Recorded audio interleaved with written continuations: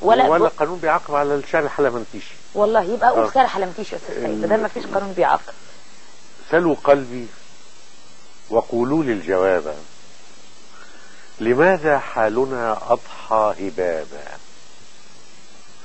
لقد زاد الفساد وساد فينا، فلم ينفع بوليس أو نيابة، وكنا خير خلق الله، صرنا في ديل الأيمة وفي غاية الخيابة.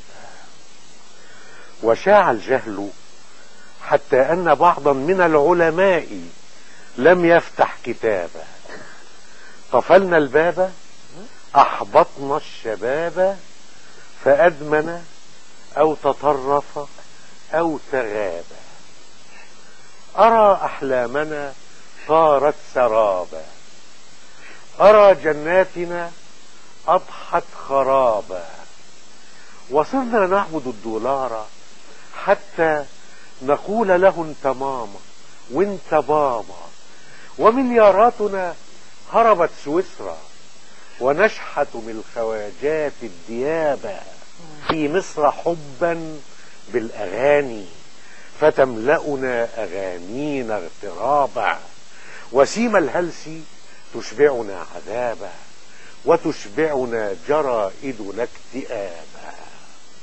زمان يطحن الناس الغلابة، ويحيا اللص محترما مهابا، فكن لصا إذا أو عش حمارا، وكل مشا إذا أو كل كبابا، ودوس على الناس أو تنداس، حتى لنعل جزمتهم ترابا.